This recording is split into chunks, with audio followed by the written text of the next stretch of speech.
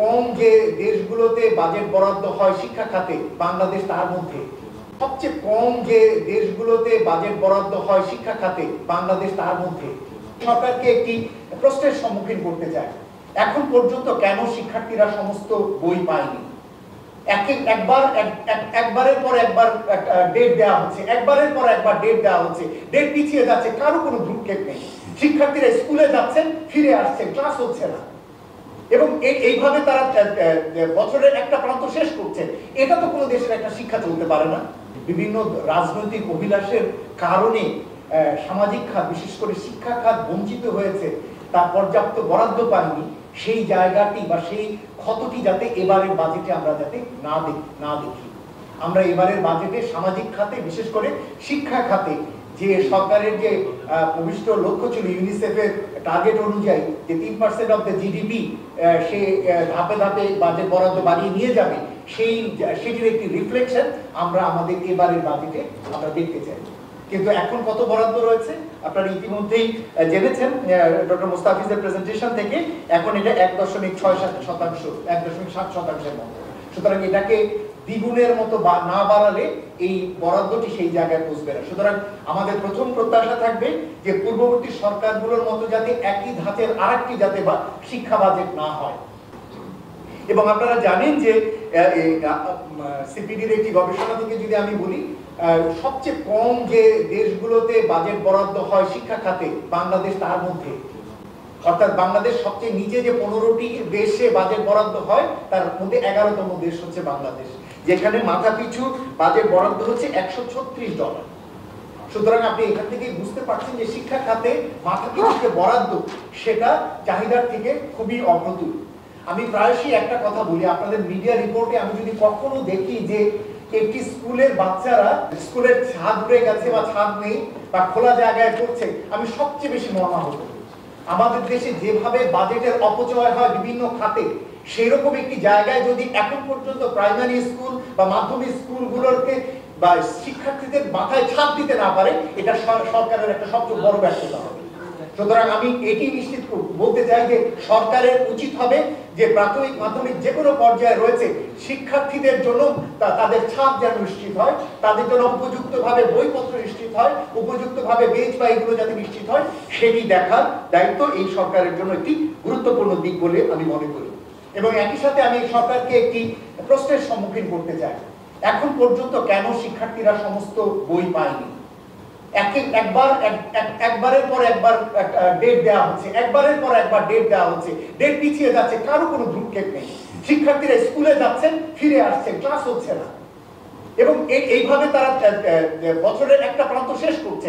এটা তো কোনো দেশের একটা শিক্ষা চলতে পারে না।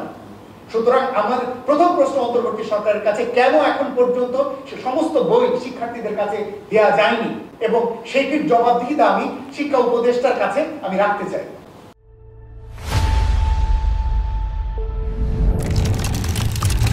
দ্বিতীয় যে বিষয়টি আমি বলতে চাই যে শিক্ষার বাজেটের ভিতরে কিন্তু একটি গোপন ফাঁক রয়েছে, যেটা রাশেদ আপাও বলেছেন, ডক্টর মুস্তাফিজও বলেছেন, যে অন্যান্য বিভিন্ন ধরনের উপাদান ভরে দিয়ে শিক্ষাকে সর্বোচ্চ অগ্রাধিকার প্রাপ্ত একটি খাত বলা হয়, তাই না? আপনারাও তো রিপোর্ট করে ফেলেন, কেননা আকারে দেখেন যে সবচেয়ে বেশি বরাদ্দ হয়েছে এবং বলা হয়ে থাকে যে শিক্ষা সবচেয়ে বরাদ্দ ভিত্তিক খাত। কিন্তু ওটার ভিতরে যদি ঢুকে দেখেন, এই যে আপাতত একটা উদাহরণ দিয়েছে, সেইগুলোর বাজেট কত জানেন? এই যে আমি একটু বের করেছি, এবারের যে বাজেট বরাদ্দ হচ্ছে মিনিস্ট্রি অফ সায়েন্স এন্ড টেকনোলজির যে বাজেট, তার মধ্যে রূপপুর পারমাণবিক প্রকল্প যেটা আপা বললেন, তার জন্য বরাদ্দ হচ্ছে 12,887 কোটি টাকা এই অর্থ বছরের জন্য, আর টোটাল মিনিস্ট্রির বাজেট হচ্ছে 13,673 কোটি টাকা। তাহলে আপনি দেখতে পাচ্ছেন মাত্র 800 কোটি টাকা হচ্ছে ওই মিনিস্ট্রির মানে রূপপুর বাদে বাজেট, আর বাকিটা পুরোটাই হচ্ছে রূপপুর পারমাণবিক প্রকল্প। এর সাথে শিক্ষার সম্পর্ক কোথায়? সুতরাং আমি যেটি বলতে চাই যে এই সরকার অন্তত যাতে এভাবে শিক্ষাকে বড় করে বাজেট আকারে যেন না আনেন, এবং তারা যদি করতে হয় তাহলে পরিষ্কারভাবে এই ধরনের যেগুলোর সাথে শিক্ষা সম্পর্কহীন যে সমস্ত প্রকল্প রয়েছে এটিকে বাদ দিয়ে তারা যাতে শিক্ষা খাতের বাজেট আলাদা করে তারা যাতে ঘোষণা করেন। দ্বিতীয় যে জিনিসটি আমি এখানে বলতে চাই, শিক্ষার বাজেট বরাদ্দ বাড়ানোর কথা বলি, কিন্তু শিক্ষা মন্ত্রণালয় তো বরাদ্দই ব্যয় করতে পারে না। এর আর এক সমস্যা, একদিকে হচ্ছে বরাদ্দ বাড়ানো দরকার, অন্যদিকে হচ্ছে মন্ত্রণালয় খরচ করতে পারে না। আবার খরচও যা করে সেগুলো কোনো গুণগত মানসম্পন্ন খরচ না। সিপিডির গবেষণা থেকে আমরা বলছি 2022 সালে বাজেটে যা ঘোষণা হয়েছিল তার মাত্র 78% সে ফাইনালি গিয়ে বাস্তবায়ন করেছে, অর্থাৎ তার আরো 22% সে বাস্তবায়নই করতে পারে। সুতরাং এই যে একটা নিম্ন বাস্তবায়ন মুখী একটি মন্ত্রণালয়, এই ঘেরাটোপ থেকে বেরোতে হবে। আমরা দেখেছি যে মন্ত্রণালয়গুলোর মধ্যে এক ধরনের চরিত্র রয়েছে, যারা ভালো করে তারা ভালো করে, যেমন স্থানীয় সরকার সবসময় বেশি বরাদ্দ, বেশি বাজেট এবং বেশি ইমপ্লিমেন্টেশন। জ্বালানি বিদ্যুৎ বেশি বরাদ্দ, বেশি ইমপ্লিমেন্টেশন, বেশি। আবার খারাপ মন্ত্রণালয়ের ভিতরে যারা বাজেট বরাদ্দ নিয়ে করতে পারে না, স্বাস্থ্য, শিক্ষা এবং আরো অন্যান্য বেশ কিছু মন্ত্রণালয় রয়েছে, তারা বাজেট আসলে বরাদ্দ নিয়ে তারা ব্যয় করতে পারে না। তার মানে হচ্ছে মন্ত্রণালয়গুলোর ভিতরে চরিত্রগত কিছু দুর্বলতা রয়েছে, যে কারণে তারা বাজেট নিয়ে বাস্তবায়ন করতে পারে না। আমরা মনে করি এই যে একটু আগে যেটা বললেন যে মাথাপিছু বাজেট বরাদ্দ, এটা যাতে $200 যাতে উন্নীত করা হয়, যেটা এখন $136 রয়েছে, সেটিও কিন্তু এখানে আমাদের একটি প্রস্তাবনা, যেটা আপনাদের এখানে গুরুত্ব সাথে যাতে আপনারা এই বিষয়টি উল্লেখ করেন। দ্বিতীয়ত হচ্ছে সরকার প্রায়শই বলে থাকেন যে সরকারের বাজেট কম, এই জন্য সামাজিক খাতে অর্থ দেওয়া যাবে না।